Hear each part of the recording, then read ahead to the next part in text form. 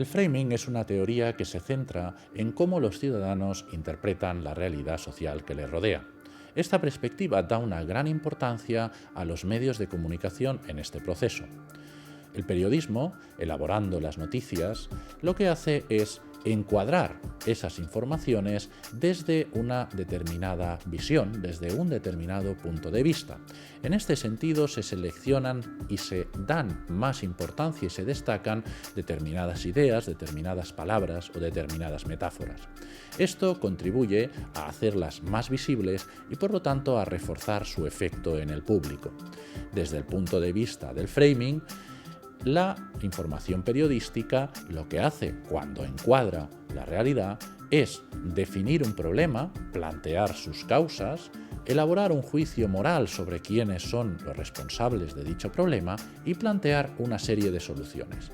De esta forma, orienta la interpretación de los ciudadanos, dando una gran importancia al contexto que rodea a la información periodística. Podríamos decir que las noticias, desde la perspectiva del framing, funcionan como una especie de manual de instrucciones, a partir de la cual los ciudadanos pueden leer e interpretar la realidad.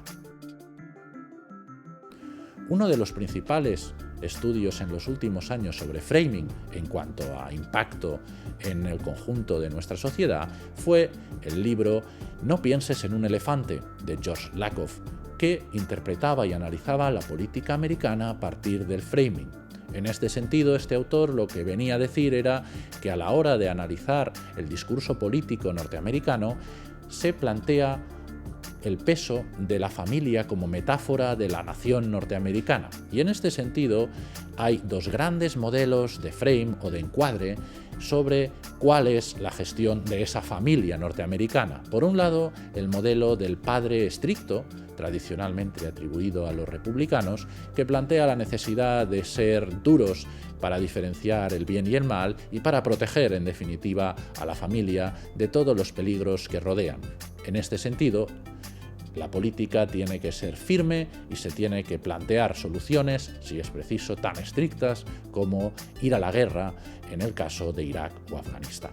El otro modelo es el modelo del padre protector, que fomenta la solidaridad y la empatía y, en definitiva, que busca arropar a los ciudadanos remarcando aspectos que ayuden a su vida cotidiana, que en definitiva los protejan de un entorno hostil.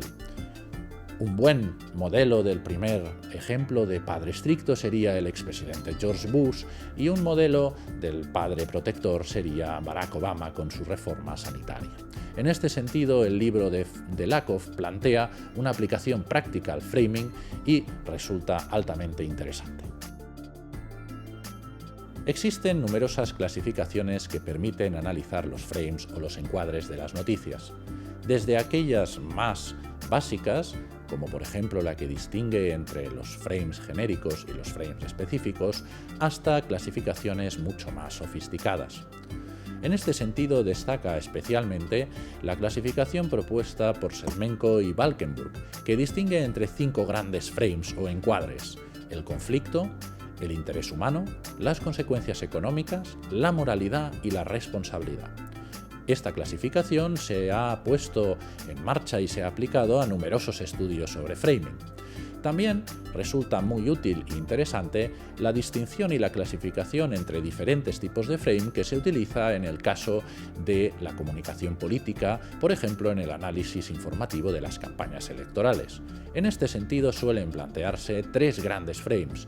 Por un lado, el frame temático, que se refiere a las noticias que se centran en los temas de campaña que los candidatos quieren proponer, por ejemplo, sus políticas sanitarias, económicas o de defensa. En segundo lugar, destaca el frame estratégico, que se centra en presentar las noticias de la campaña a partir de las tácticas y las estrategias que los candidatos y partidos ponen en marcha para conquistar el poder. Y en tercer lugar, destaca uno de los frames que con más contundencia el periodismo aplica a la información, que es el frame del juego, que presenta la campaña electoral y en realidad la política como un juego en el que lo importante es quién gana, quién llega primero a la meta. En este sentido, las noticias frecuentemente se presentan como una carrera de caballos, quién gana o no un debate, quién golpea más fuerte en definitiva, o quién va delante en las encuestas. Este tipo de noticias relacionadas con el frame del juego contribuyen notablemente a espectacularizar la política.